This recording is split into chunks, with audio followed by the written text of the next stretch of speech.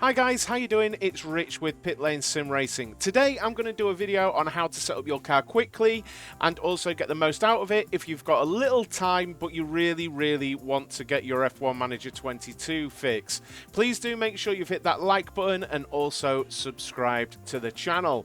So here we are, I'm currently playing as Alpine and we find ourselves at the Miami Grand Prix. And this scene is very familiar. Now I'm going to run through this whole thing really quickly. Now at FP1, free practice 1, this is the time that you might want to put in your reserve driver. So in this instance, Fernando Alonso is going to get less experience than Ocon, you would think, so I'm going to put Piastri in place of Fernando. You can put the driver in place of either or. But the part I wanted to talk about is down here today.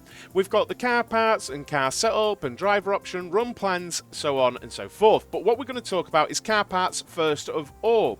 Now, what I do to extend the longevity of my car parts during the season is I swap out the car parts. Now, when you go to the race, you'll put in a new component, whether that be engine or ERS or gearbox. Now, it's not going to be brand new every single race, but when you get to practice, you may have raced with engine number 2. When you get to free practice 1, swap it back to engine number 1. That way, you're keeping back a race engine with more wear to give a better condition faster in the race. The practice is, it's irrelevant really how fast you are, so put in some older components. Now you should be pretty safe all the way down to 20%. It's my understanding once you get to 20% and under, you can have a catastrophic failure and you can lose that component and also the time in practice. So if you're maybe 5 or 6 races into the season, consider putting a new engine in for the race, but when you go back into practice for the next race, put in that old engine again that you've got some wear left on. And what this will do is make sure that your wear is a bit better as you go through the season and you'll take less penalties. So say we've done that. But what I wanted mainly to talk about is how we can get through the setup as quickly as possible. Now I've put my reserve driver in.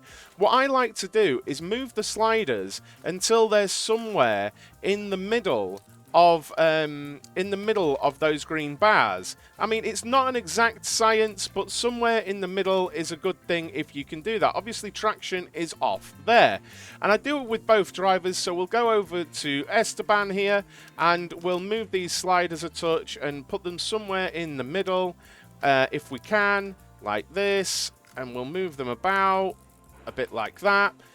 And what we can do is we go to practice 1, we simulate the session, okay, and we confirm that it does it. And then we go next and we see we're 7th and 8th there with Ocon and Piastri. We continue and look, this is what you get. You get 500 development points immediately for your youth or third driver. We'll continue that, and what you can see, look, we've got setup confidence of 85% and setup confidence of 85% with both of them.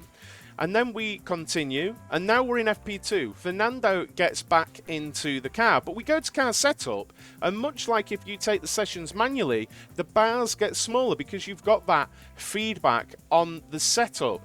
So now I readjust, going from what they say there, and obviously the front wing is somewhat optimal, the rear wing is great, the traction is great, so we don't want to move too much on the traction.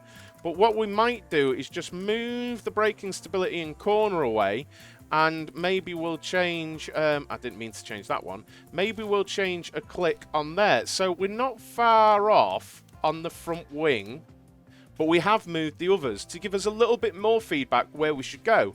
If we move over to Esteban here, we've got an optimal on the cornering, so the front wing's pretty good. We'll go a little bit lower there and change the anti-roll bar distribution.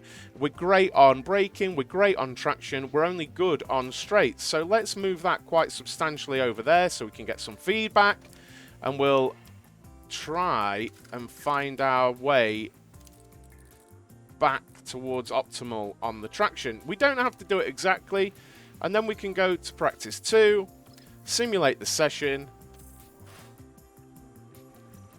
7th and 9th, continue, setup confidence 87 and 88.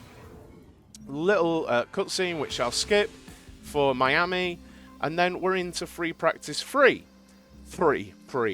Car setup, the bars shrink yet again, and we've got optimal rear wing and only good on the cornering. Now, if we go to some of these, what you can see actually just next to me here, in this area that I'm covering, it gives you their current and highest confidence. So you can see if you've had a better setting, and as it happens, I haven't in any of these. So the rear wing we don't want to move much, but we might be able to move the front wing maybe that way, or maybe it's that way, so we're bang on the edge of it. The rear wing we don't want to move much, but the cornering does need to move, and the best one for that is the front wing. So let's move the front wing a touch, and then let us try and find a good position there on all of these. Now, we have moved the rear a bit, but that only goes in fairly large lumps. So we'll do that, and we'll move a little bit of Esteban there. Now, people do ask about these bars, and do I do anything towards realism? Like Monaco, for example. Do I just slam all of the angles up on the wings? I don't, honestly. I just look at those bars that we've got in the middle there, and initially I just go for the middle of the bars, and then I take the feedback over on this side, and then I judge which way to go. It's pretty much a guess. There's probably better ways of doing it, but I'm just wanting to explain how you can simulate these sessions basically. Now we're moving that, and I think unfortunately it's anti-roll. There we go. So we've got optimal oversteer, optimal cornering, optimal straights, and we've moved quite substantially traction and braking stability. So there we are, and we'll go to practice 3. We'll simulate the session,